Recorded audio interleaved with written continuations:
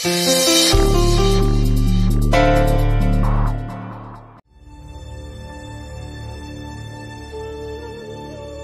यही सही बात है।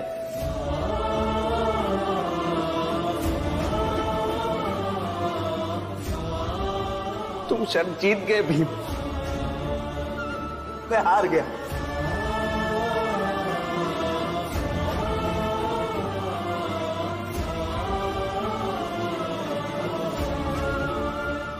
मुझे ये हार स्वीकार है।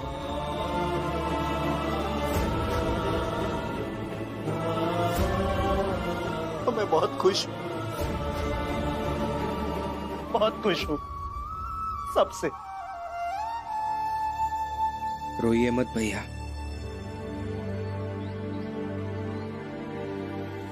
बस एक बार भाभी से भी माफी मांग लीजिए, सुकून मिलेगा। बिल्कुल मांगूंगा।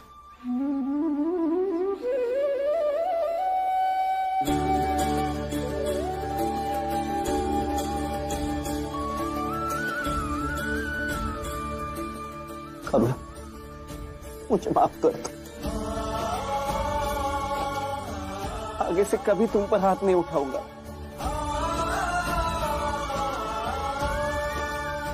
बहस करूंगा तो तुम्हारी बहस सुनूंगा। आज से एक नई शुरुआत करते हैं। तुम्हें पानी पूरी पसंद है ना? चल, आज दोनों साथ में पानी पूरी खाते हैं।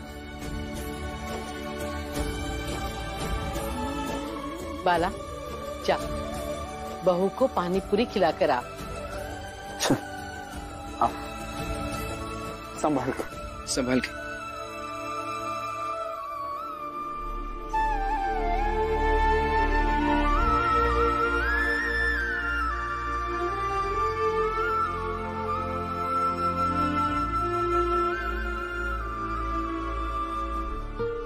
बाला,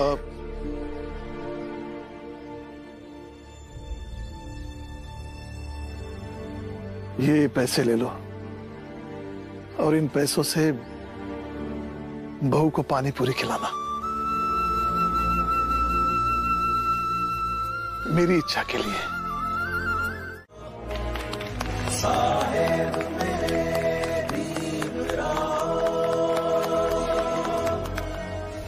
नंदू, आज बहुत बड़ा दिन है। आज न सिर्फ भीमराव शर्त जीता है, बल्कि बाला की वो मानसिकता भी हारी है जिसमें पति खुद को श्रेष्ठ समझता है। इसलिए आज हम पूरी चाल को फूलों से सजाएंगे, नाचेंगे, गाएंगे, खुशियां मनाएंगे। सही कह रहे हो मनोहर भाऊ, कि ताकि चाल के बाकी मर्द जो हैं वो भी ये समझ जाएं कि उनको भी भीम की तरह ही सोचना चाहिए।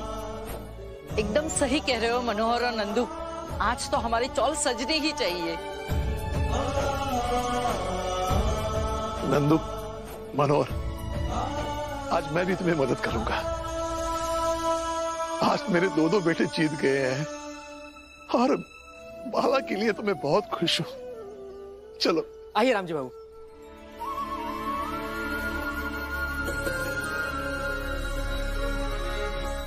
भीम कई वर्षों से डायरी लिख रहा है और उस डायरी के तीसरे पन्ने पर उसने लिखा है, सत्य परेशान हो सकता है, सत्य हार रहा है, आपको ये 1000 बार लग सकता है, लेकिन सत्य हारता नहीं, अंतिम विजय सत्य की ही होती है। नंदू, मनोहर, तुम दोनों तो बेवकूफ थे ही, अब और हो गए हो। बाप बेटे बड़ी बड़ी बातें कर रहे हैं और तुम दोनों अपना काम धंधा छोड़कर, अपना पैसा लगाकर फूल खरीद लाए और अब लगे सजाने चांद को। अरे ऐसा ही बर्बाद हो जाओगे एक दिन। ये भीम का कहा है, लिख देगा डायरी में कि नंदू काका और मनोहर काका हमरी और हमरे बाबा की चापलूसी करत करत बर्बाद हो गए।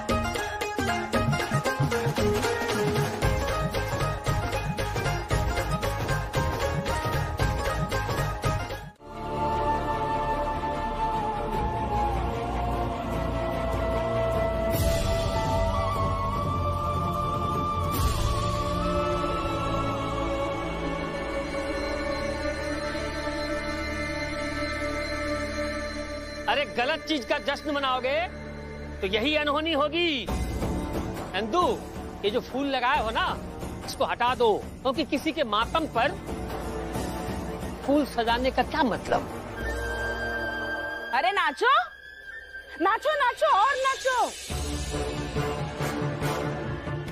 नाच तो बना रखा है भीमरमा ने, नाचो। अरे भीम के पक्ष में रहोगे तो कभी खुशी नहीं मिलेगी। नंदू, फूल खरीद करके लाओगे तो ना वो किसी के खुशी के लिए इस्तेमाल होगा और ना फूल बिकेगा। इसलिए सोच लो सब। जोकू, जनार्दन, जाओ, ये जो फूल सजा हुआ है सबको हटा दो।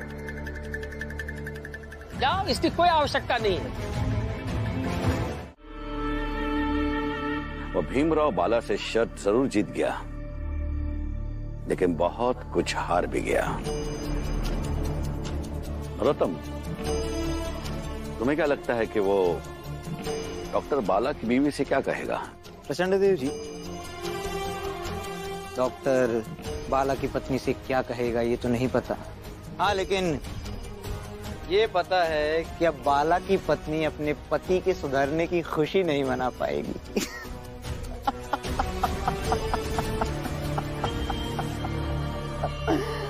और रहा सवाल चौल का, तो चौल में हमारे व्यक्ति हैं। वो इस सब के लिए भीमराव को दोषी साबित कर देंगे। वो साबित कर देंगे कि ये सब उस भीमराव की गलती है। ना वो भीमराव शर्त लगाता, ना ये लड़ाई लड़ता, और ना ही परिस्थिति ऐसी बनती। सही कहा तुमने नरोत्तम, और बिल्कुल सही भी किया। जब बाला की पत्नी की दुर्घटना की खबर तुमने जाकर उस भीमराव को बता दी, अब उस भीमराव को ये तनिक भी संदेह नहीं होगा। जीजाबाई, ईर्ष्या की आग जलाकर राख कर देती है। संभालो अपने आप को। भीम की जीत और बाला की हार के बीच तू क्यों अपना खून जला रही है? खून इसलिए जला रही हूँ क्योंकि भीम के कारण करुणा की ये हालत हुई है, और आपको भीम की जीत दिख रही है। करुणा खुद के पैरों पर खड़ी थी, आज वो चारपाई पर लेटी है। क्या ये भीम की जीत है? पता नहीं करुणा कब बोलने लायक होगी। क्या ये भीम की जीत है? लड़ाकू बना रहे थे ना भीम और रमा, आज वो अपाहिज बनकर पड़ी है। क्या ये भीम की जीत है? अब उसके इलाज के लिए पैसे लगेंगे। कहाँ से आएंगे ये पैसे? मेरे पति के पेंशन से आएंगे। और फिर उसके लिए मचमच किचकिच, जो थोड़ी बहुत शांति बची हुई है ना, वो भी भंग हो जाएगी अब। क्या ये भीम की जीत है? और अगर ये भीम की जीत है तो ये जीत आपको बधाई हो।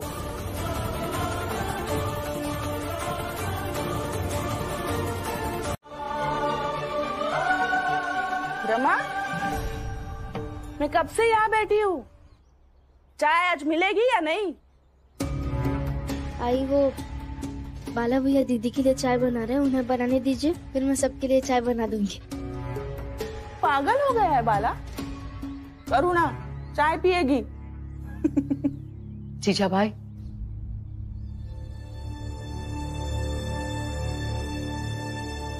जीजाबाई, जब भावनाएं प्रबल हो जाए तब व्यावहारिक होकर नहीं सोचना चाहिए।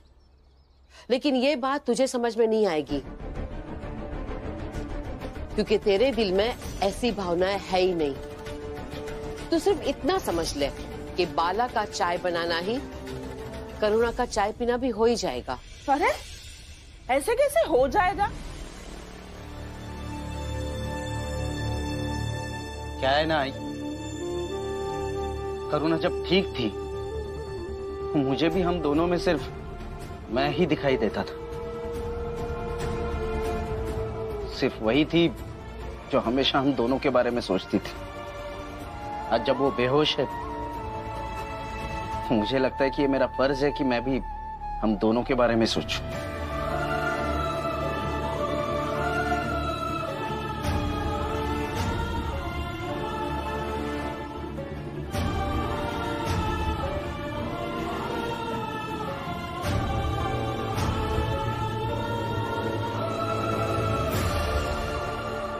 जीजा भाई, अभी भी वक्त है, तेरे और भैया के संबंध को समझ ले।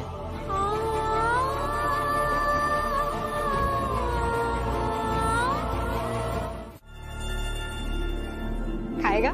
हाँ। आरती, तू पहले पानी पी। दीदी, पानी वानी तो सब मैं पीती रहूंगी। पहले आप बैठिए, चलिए बैठिए। अब आ करिए। ये लीजिए।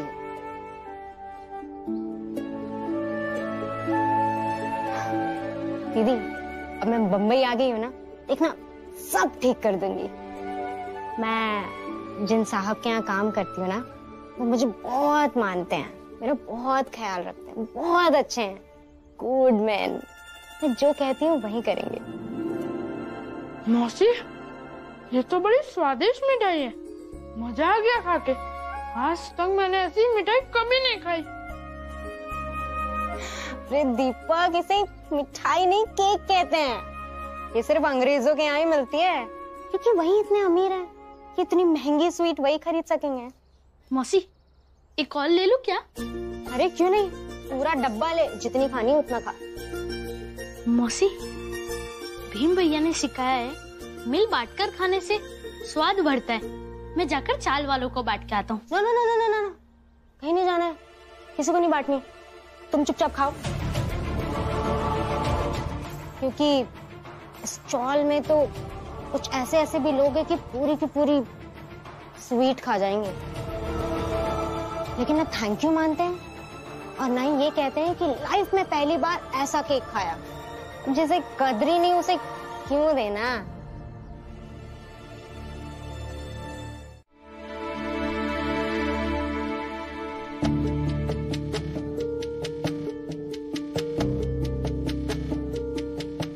मौसी, बहुत खाली मिठाई, अब बाद में खाऊंगा।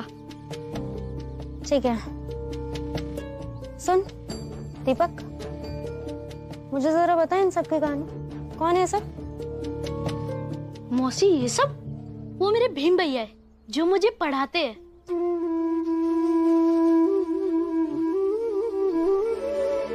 करुणा, करुणा, अब तो उठ जा, एक बार आंख खोल कर देख तो लो कि मैं कितनी देर से यहाँ बैठा हूं, इस उम्मीद पर कि तुम अब उठोगी और अपने हिस्से की चाय पियोगी। करुणा, अब तो होश में आ जा।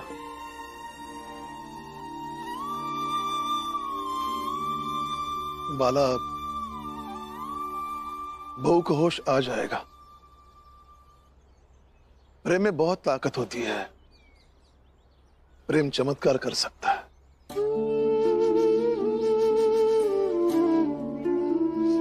मैं तो बस यही कहूंगा कि बहू को होश आने के बाद तुम बदल मत जाना। नहीं बाबा, नहीं बदलूंगा मैं। अब मैं दुनिया के लिए बदल सकता हूं, लेकिन करुणा के लिए नहीं।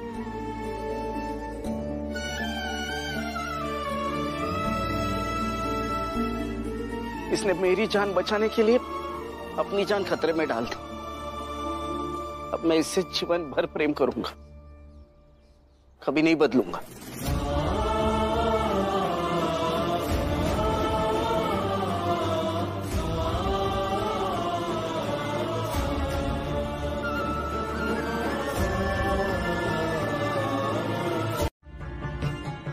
आरती, तू जाना यहाँ से।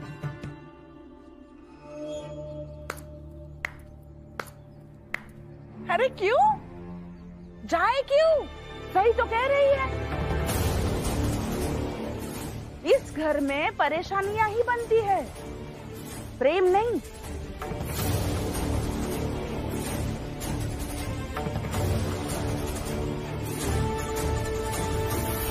आरती, जाओ ना।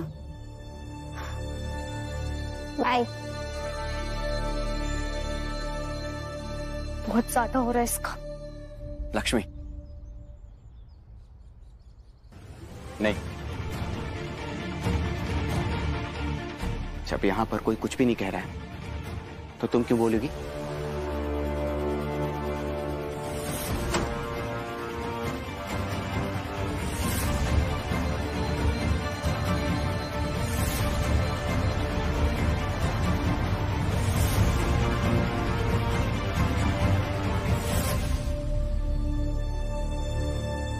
रमा, चुपचाप खड़ी क्यों है? कुछ बोला क्यों नहीं? लक्ष्मी, अगर तुम्हें काम ढूंढने बाहर जाना है तो तुम जा सकती हो, लेकिन फिलहाल इन्हें इनके हाल पे छोड़ दो।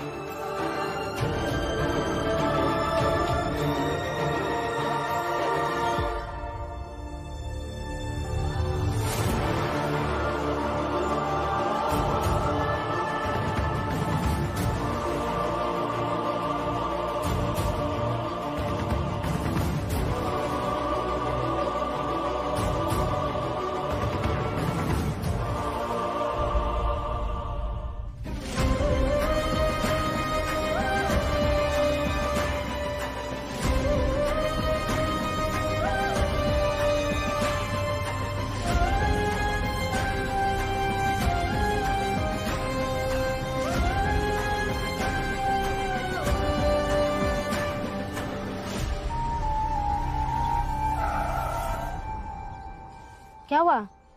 ये तो वही लड़की है ना जो चाल में सबसे ज्यादा बोल रही थी।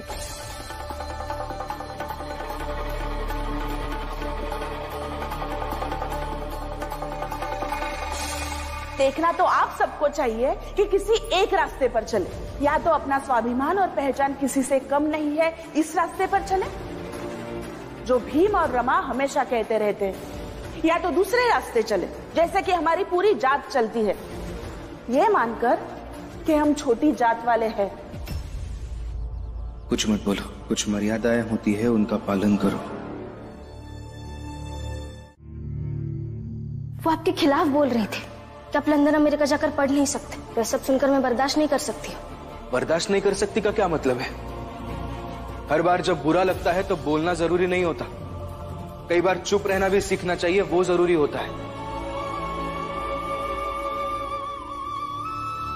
रमा, मैंने आज तुम्हें कुछ ज्यादा ही कह दिया। ये हिसाब समझ में नहीं आ रहा है, बता दीजिए, बहुत कठिन है। मैं जानता हूं तुम नाराज हो। ये हिसाब बता दीजिए ना। पढ़ाई के समय कैसी बातें कर रहा है?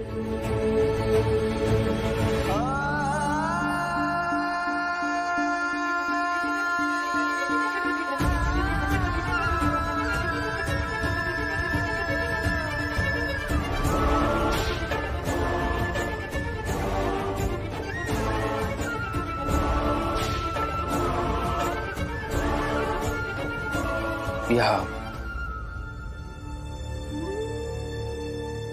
0.1% और 0.01% में बहुत फर्क है। इस दशमलव के बाद शून्य जितने ज्यादा होंगे, संख्या का मूल्य उतना ही कम होता जाएगा। अभी इस सवाल का हल मैं यहां लिख कर देता हूं, तुम एक बार पढ़ो।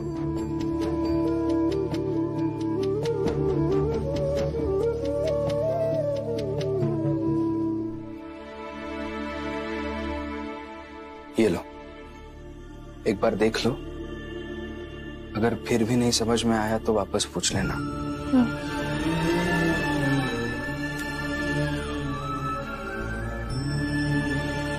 सुनिए, दशमलव के आगे असंख्य शून्य लगाने के बाद जो मूल्य होगा ना,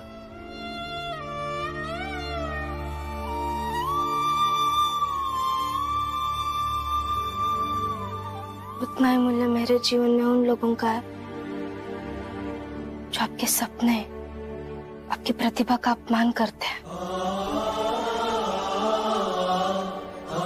और हम इसी बात की तो लड़ाई लड़ रहे हैं कि हमारी जात भी किसी से कम नहीं है, हमारी भी अपनी एक पहचान है। मगर इस बात के लिए मैं किसी से लड़ूंगी नहीं कि मेरा पति क्या है, वो क्या कर सकते हैं, बल्कि सीधे फैसला सुनाऊंगी।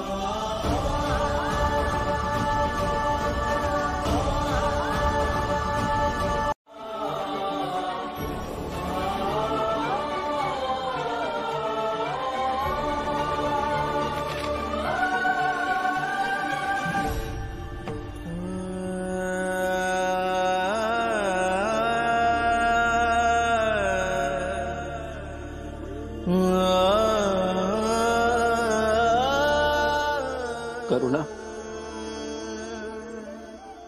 मैं तुम्हारे लिए ऐसे रोज एक चिट्ठी लिखूंगा।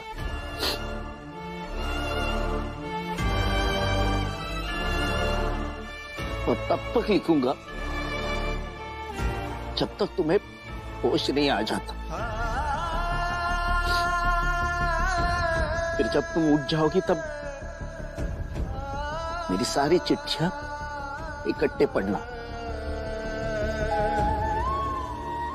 अरे मैं तो भूल ही गया कि तुम्हें तो पढ़ना ही नहीं आता। तुम बस ठीक हो जाओ, फिर मैं खुद तुम्हें एक एक करके सारी चिट्ठियां पढ़कर सुनाऊंगा। बस अब तुम उठ जाओ करुणा, जिद तोड़ दो और जल्दी से उठ जाओ।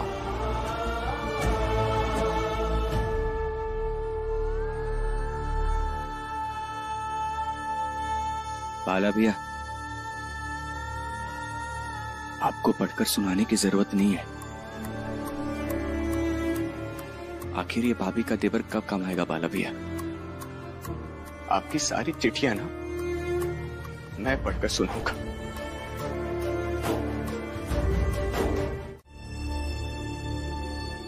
आरती, चलो अंदर। नो सिस्टर, मैं ठीक हूँ। बस इस चौल की कुछ लोगों को समझाना है। पागल मत बनो, और किसी को कुछ समझाने की जरूरत नहीं है। अंदर नहीं जा सकती हो तो चाल के बाहर चल के बात करते हैं। सिस, हम बहनें टॉक्स बाद में भी तो कर सकते हैं ना। फिलहाल मुझे इनसे बात करने दीजिए। क्या बात करनी है और क्यों करनी है बात? मैंने तुमसे कल भी कहा था ना कि यहाँ सब लोग चाल में बहुत अच्छे हैं। तुम्हें एक बात समझ में नहीं आती? चलो रुकिए, आप जबरदस्ती इन्हें यहाँ से लेकर जाएंगी तो कभी ना कभी ये वापस आ ही जाएंगी, या फिर आप इन्हें यही चुप कराएंगी तो आप दोनों का आपसी रिश्ता खराब हो जाएगा, और मैं ये नहीं चाहता हूँ। फिर तुम क्या चाहते हो भीम? मुझे ऐसा लगता है हितेश काका ने ये जो 2 लकीरें खींची है, जैसा उन्होंने कहा कि रात भर उन्होंने बहुत सोचा इनके बारे में, मेरे बारे में, अपने बारे में, लेकिन उन्होंने ये नहीं बताया कि उन्होंने क्या सोचा। अगर हम सबको पता चले कि आखिर उनके दिल में क्या बात है तो हम भी समझने की कोशिश करेंगे। अगर सब कुछ सही लगा तो हम उसे मानेंगे भी, और अगर कुछ गलत लगा तो मैं उस चीज का तर्कपूर्ण विरोध भी करूंगा।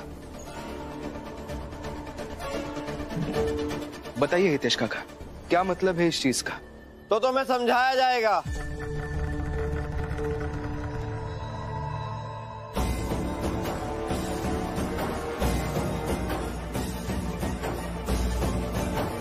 मालिक प्रणाम।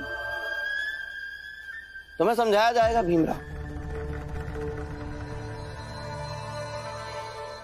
एक काम करते हैं, 10 मिनट का अंतराल लेते हैं। 10 मिनट में ये सब सोच लेंगे मेरे मार्गदर्शन में कि तुम्हें कैसे समझाया जाए। अरे वकालत के करीब रहते हो, वकील के साथ काम करते हो, तुम्हें तर्कपूर्ण बातों से समझाना पड़ेगा ना। पहले ये देखते हैं कि कौन किसकी बात मानता है और कैसे दोनों मिलके हस्बैंड वाइफ के रिश्ते की गरिमा को बचाते हैं।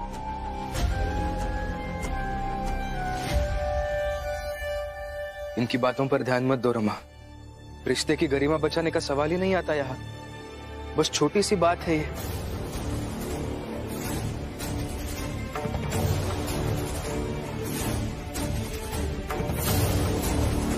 रमा,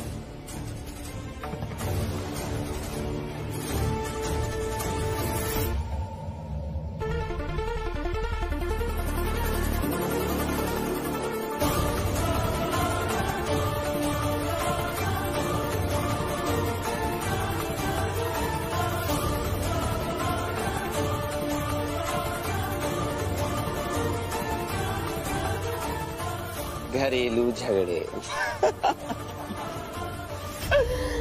भीमराव, थोड़ा सा अंतराल लेते हैं। उस अंतराल के बाद हम सब मिलकर एक साथ तुम्हें ये समझाएंगे कि ये लोग क्या कहना चाहते थे। ठीक है? जरूर नरोत्तम जोशी जी, मुझे बहुत अच्छा लग रहा है आज। आपने हमारी जात के लोगों के लिए एक साथ जैसे शब्द का प्रयोग किया। बहुत अच्छा लग रहा है। थोड़ा सा अंतराल लेते हैं। उस अंतराल के बाद हम सब मिलकर एक साथ तुम्हें ये समझाएंगे कि ये लोग क्या कहना चाहते थे। मिलते हैं अंतराल के बाद।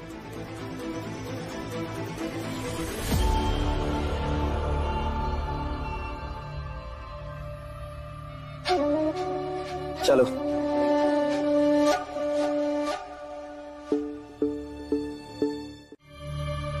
देखो इन लकीरों को। लकीर का मतलब मैं तुम्हें समझाता हूं।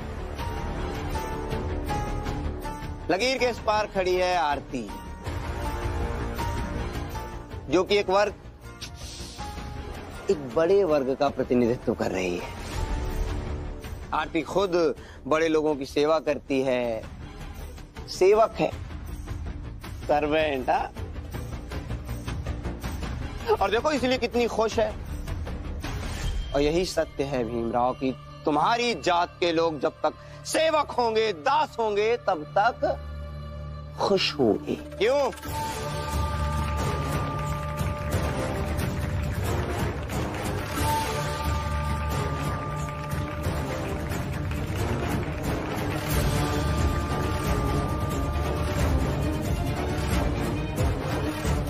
लकीर के उस पार तुम खड़े हो भीमराव, जो कि एक बार नहीं, चंद लोगों का प्रतिनिधित्व कर रहे हो, जिन्हें लगता है कि वो बड़े लोगों के बराबर हैं, जिनकी आंखों में फर्जी सपने हैं और जो ये सोचते हैं कि ये सपने देखकर वो बहुत ऊंचाई हासिल कर लेंगे, लेकिन होना कुछ नहीं है। वो जीवन भर भटकते रहेंगे तुम्हारी तरह।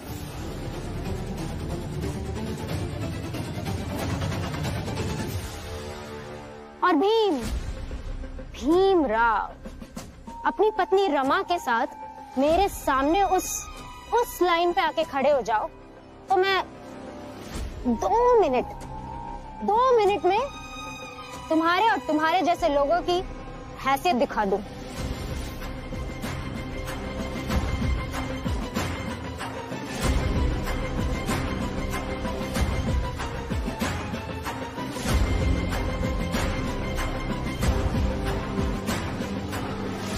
आरती, क्या तमाशा लगा रखा है तुमने?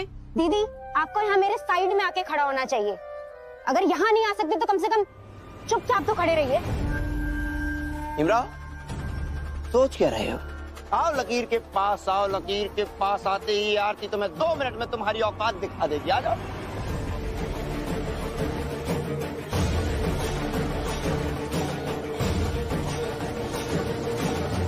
बाबा,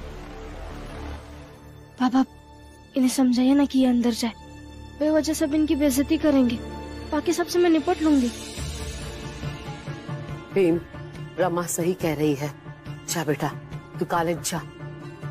इन लोगों के सवाल के जवाब देने की कोई जरूरत नहीं है।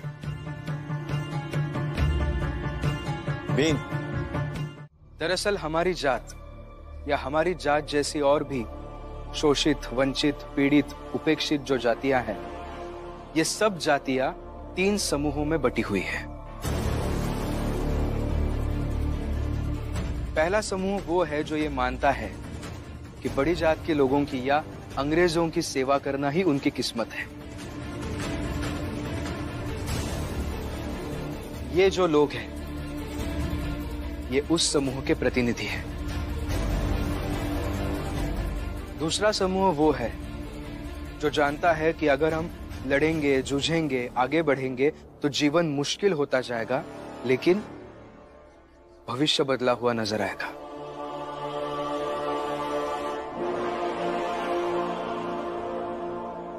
और हम सब उस समूह के प्रतिनिधि हैं।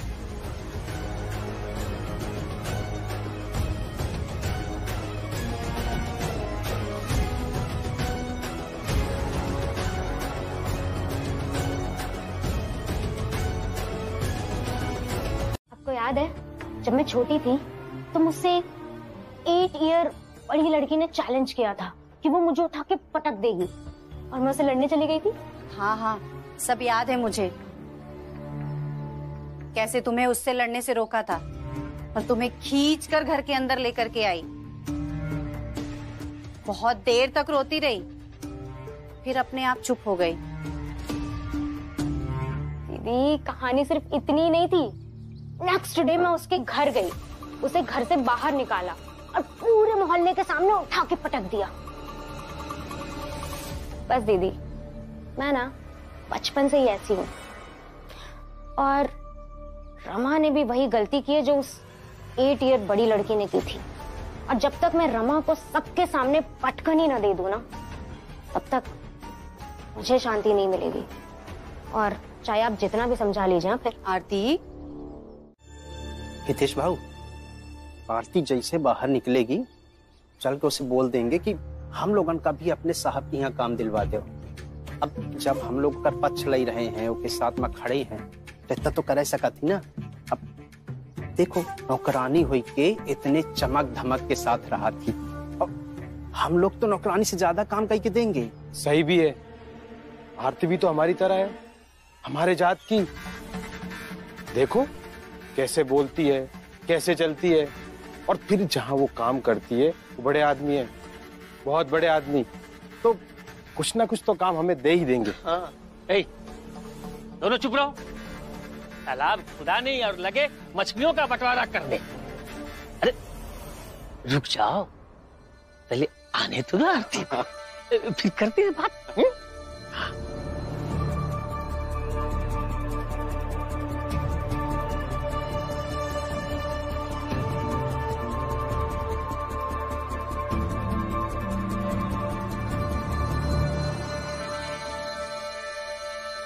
What happened? बस इतना है।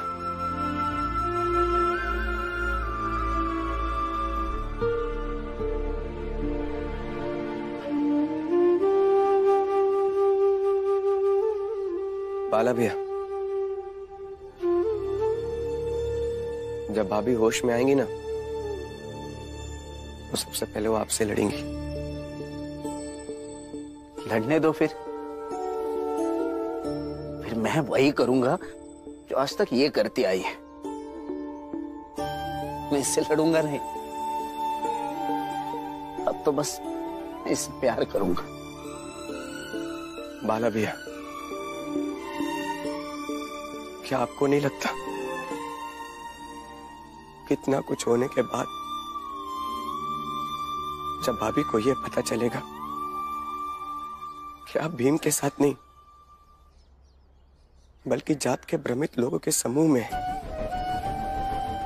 तो क्या वो इस बात के लिए आपसे लड़ेंगी नहीं? क्या वो इस बात के लिए आपसे नाराज नहीं होंगी?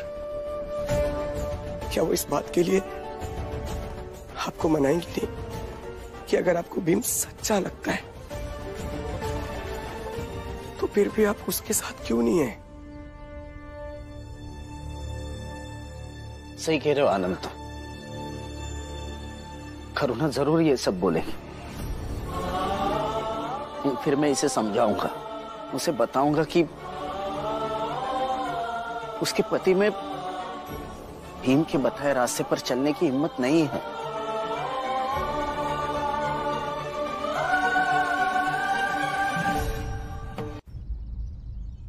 पानी जो होता है ना आनंद, वो चाहे जितनी कोशिश कर ले आग की तरह जलने की,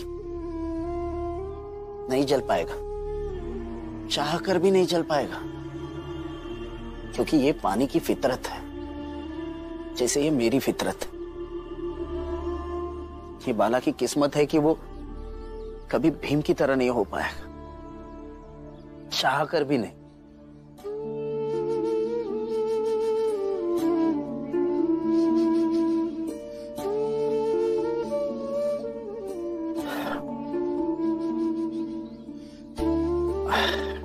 तू भावुक मत हो, बस मेरा एक काम कर दे, अपनी भाभी का ख्याल रखना। मुझे काम ढूंढने जाना है, वैसे नहीं है। बाला,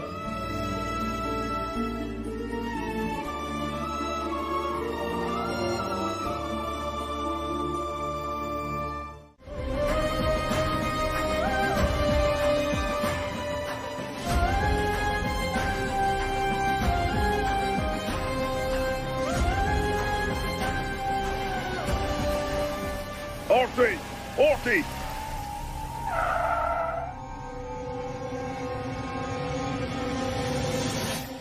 तुम ऐसा पागलों की जैसा क्यों हंस रही है? सर मैं वो तो आप यहाँ कैसे? मैं तो बस घर आने ही वाली थी, डिनर टाइम से पहले पहुंच जाती। नहीं करना डिनर। सॉरी।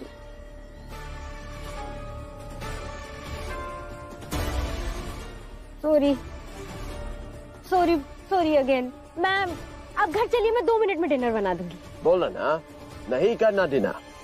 Sorry sir. गाड़ी में बैठ जा।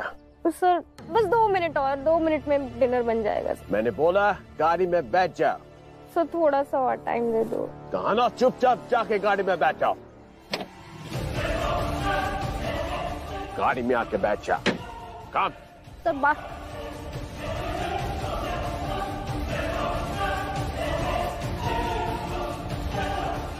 ये क्या रही हो?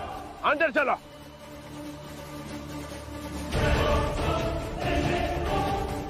आपको पता है भाभी, बाला भैया ना आपकी बहुत ही कद्र करने लगे। आपसे अटूट प्रेम करने लगे भाभी।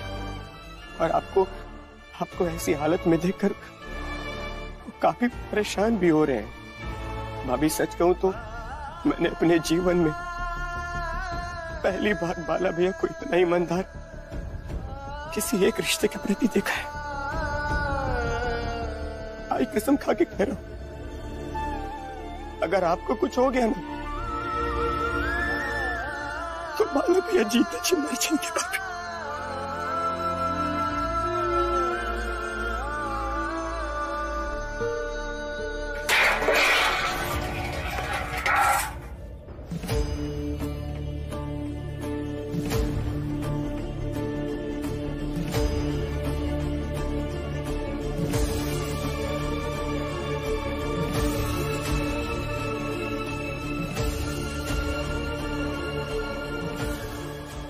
कैसे चलेगा?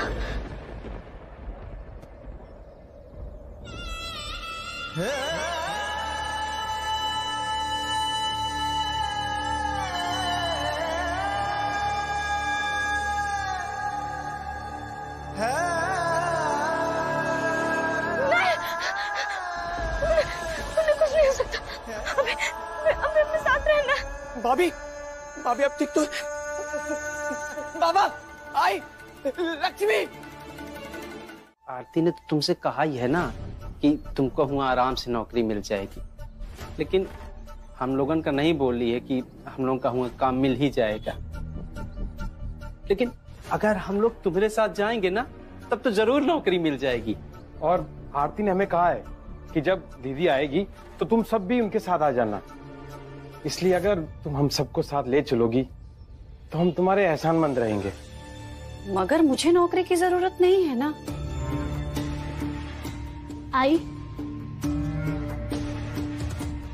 आपको तो नहीं, लेकिन इन लोगों को तो बहुत जरूरत है नौकरी की। मान जाइए ना इन लोगों की बात। सुबह देखो तुम्हारा बेटा दीपक कितना होशियार है। भीम के साथ रहता है ना, असर दिख रहा है। अब ये कह रहा है तो मान लो इसकी बात। आई, वैसे भी भीम भैया यही कहते हैं, मेहनत से पैसे कमाने में कोई बुराई नहीं। और इन लोगों की पढ़ने की उम्र तो है नहीं कि भीम भैया कहेंगे पढ़ाई करो, काम नहीं। हाँ, और पढ़ लिख कर कहाँ जाएंगे, बस हमारी बात मान जाओ। मैंने डेविड सर से बात कर ली और आपकी कोई जिद विद नहीं चलेगी। हाँ, जैसे ही वो नौकरी के लिए बुलाएंगे जबरदस्ती ले जाऊंगी मैं आपको यहाँ से। ठीक है, मैं चलूंगी। ये हुई ना बात है। बहुत बढ़िया, बहुत बढ़िया।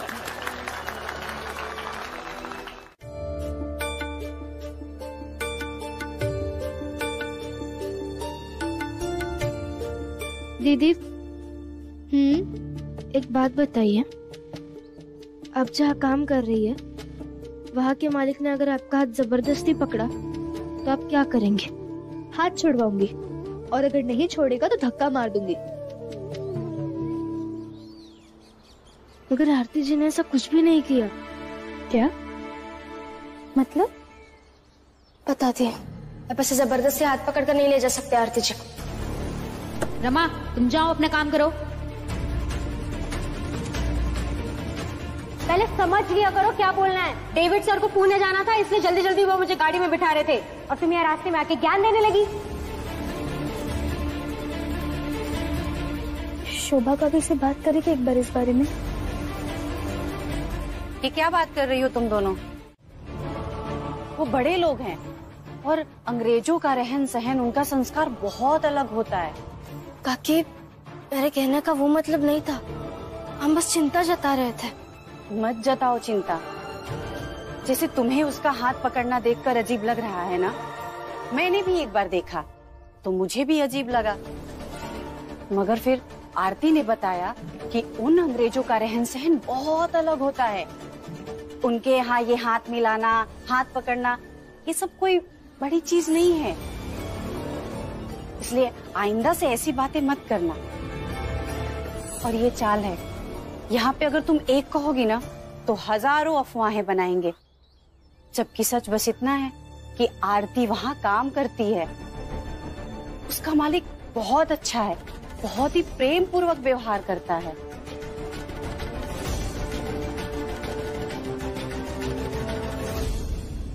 जिसे जैसे चाहे मोड़कर एक कोने में रख दे।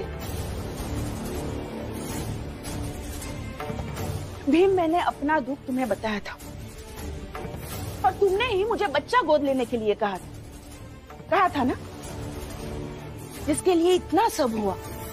और आज परिस्थिति थोड़ी मुश्किल आ गई तो सबने मिलकर मेरे उस सपने को मोड़कर एक कोने में रख दिया और उम्मीद करते हैं कि उस पर मैं कुछ बोलूं भी नहीं। सही है ये? नहीं, ये सही तो नहीं है।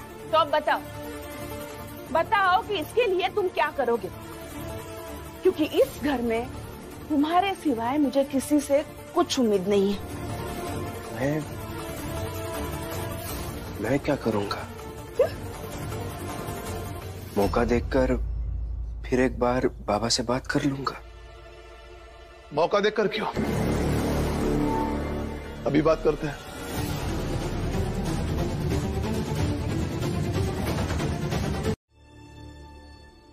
क्या इस उम्र में मैं बच्चा गोद लेने के बारे में सोचूं?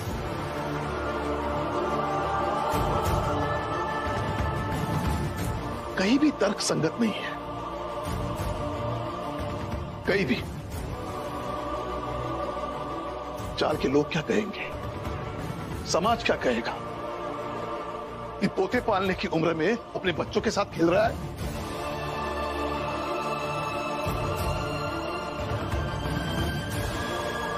जीजा भाई, बच्चे की इतनी तड़प है ना तो अपने नाते पोते के साथ भी पूरी कर सकती है। मेरी मानो तो इन्हीं बच्चों में एक अपना बच्चा ढूंढना, उन पर अपनी सारी ममता खर्च कर। क्या है ना जीजा भाई, ये तो मानने वाली बात है। अगर किसी को औलाद मान लो तो औलाद, नहीं तो आप मुझे समझाओगे और मैं समझ लूंगी। पहले मेरी पूरी बात तो सुन लो। दूसरा उपाय यह है कि उस सवाल को ही खत्म किया जाए।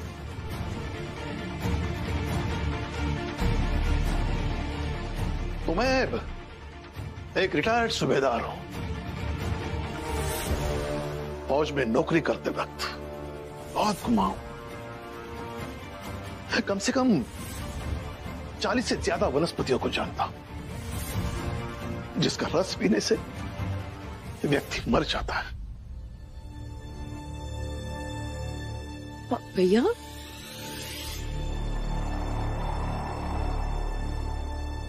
अगर मैं ही नहीं रहूंगा तो सवाल ही नहीं रहेगा।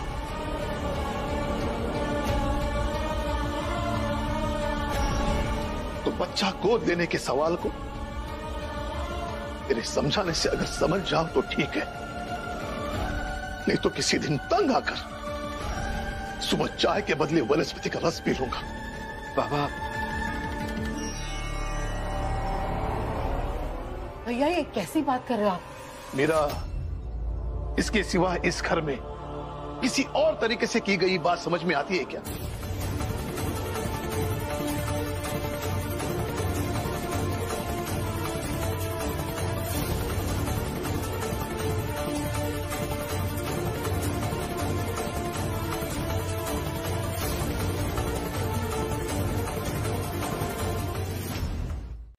आज हमारा जीवन बदलने वाला है।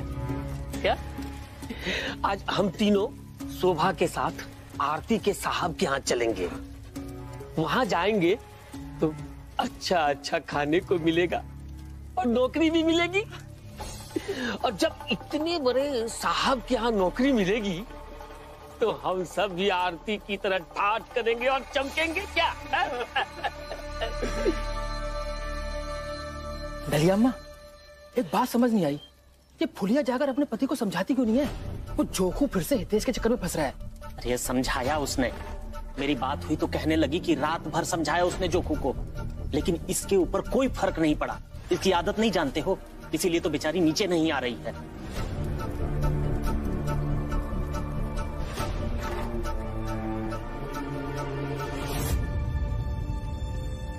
रमा, अरे भीमराव सो रहा है क्या? नहीं, कोई काम था क्या आप लोगों को? नहीं नहीं, काम कुछ नहीं था। बस भीम को बता देना कि हम सब आज अंग्रेज के यहाँ नौकरी करने जाएंगे और वहाँ जात भेद भी नहीं होगा, तो खूब पैसे कमाएंगे। और ये देखकर भीमराव परेशान हो जाएगा।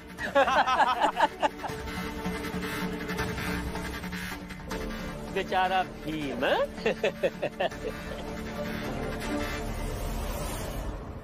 वो क्यों परेशान होंगे? वो तो यही चाहता है कि आप सब खुश रहे, पैसे कमाए। सड़क पर उस अधिकारी ने आरती जी का जबरन हाथ पकड़कर उन्हें गाड़ी में बैठाया, तो आरती जी ने क्या कहा था? पहले समझ लिया करो क्या बोलना है। डेविड सर को पुणे जाना था, इसलिए जल्दी जल्दी वो मुझे गाड़ी में बिठा रहे थे। याद आया? उन्होंने कहा था कि उनके साहब को पुणे जाने के लिए देर हो रही है, इसलिए उन्होंने उनके साथ ऐसा व्यवहार किया। और अभी उन्होंने क्या कहा कि उनके साहब सुबह से उनका इंतजार कर रहे हैं। डेविड सर सुबह से दीदी के आने का इंतजार कर रहे हैं। मतलब इतनी देर में वो पुणे गई भी और आ भी गई। ये तो नामुमकिन है। इसका मतलब अपने साहब की बदसलूकी को छुपाने के लिए आरती जी ने हम सबसे झूठ बोला। हो सकता है।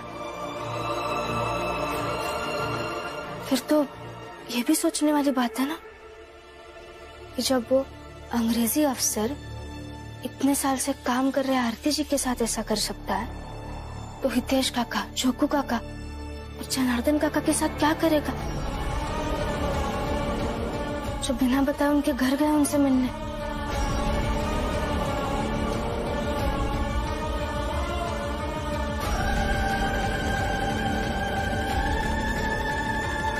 ताकि तुम सबकी मेरे प्रति वफादारी साबित हो सके।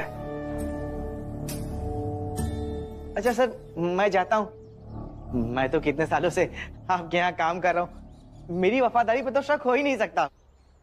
नहीं, रुका, बैठो बैठो। अपना हिस्सा उठाओ और खाओ। कहा तो था कि मैं जात पात में नहीं मानता।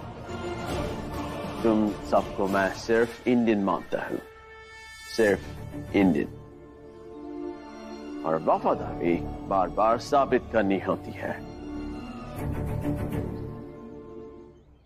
चलो उठाओ।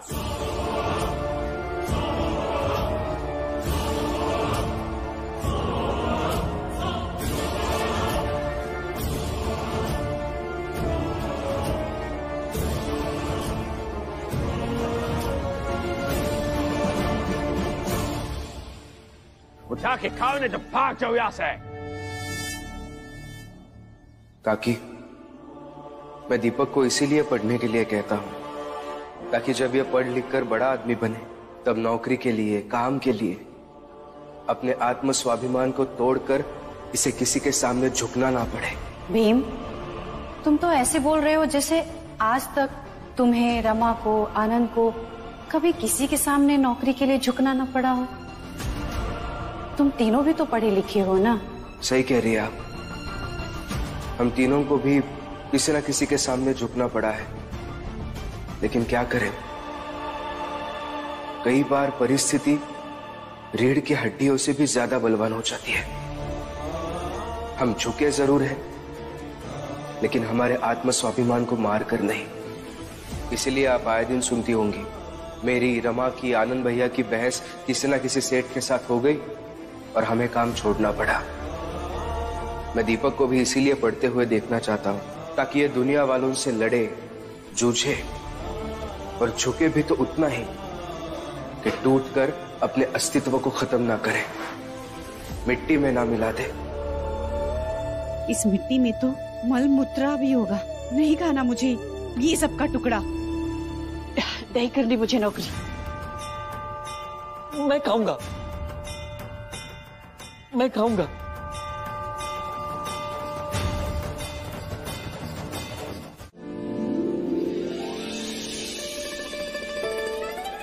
सर, बताइए ना, कैसी लग रही हूँ मैं? अरे बोला तो सही, तुम हिंदुस्तान में सबसे खूबसूरत लड़की हो। सर, सर, मैंने आपकी लंदन वाली ड्रेस पहनी है, देखिए तो सही, देखिए ना।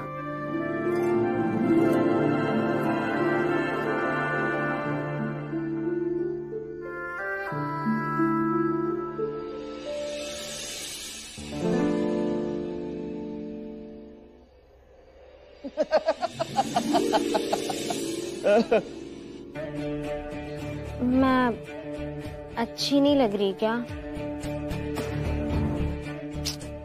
मैं तो बस ट्राई कर रही थी कि आप मुझे अपने साथ लंदन ले जाएंगे तो मैं वहां के जैसे बन के रहूं, ताकि कोई आपको ये ना कहे कि इस गवार से लॉफ कर लिया। आरती, आरती,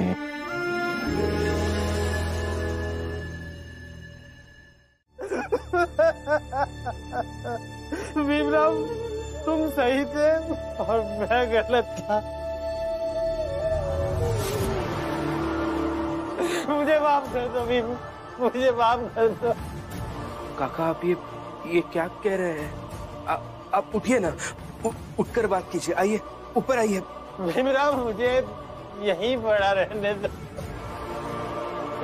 ताकि और अच्छे से विश्वास हो सके कि भीमराव अंबेडकर की बात ना मानने वालों को ऐसे ही मिट्टी पर सेव गिराकर खाने को दिया जाएगा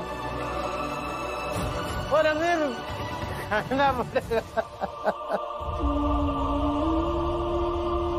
देखिए काका, मैं नहीं समझ पा रहा हूँ आप क्या कहना चाह रहे हैं। आप खड़े हो जाइए ना। आइए उठिए। मेरी बात खत्म नहीं हुई है।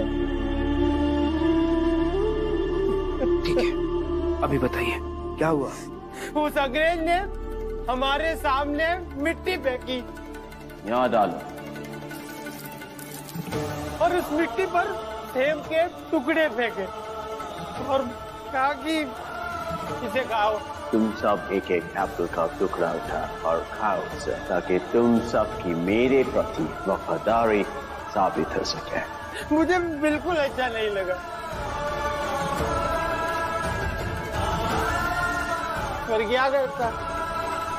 मैंने, शोभा ने, हितेश ने, जोकू ने उस मिट्टी से सने सेब के टुकड़े को झाड़ कर खाया।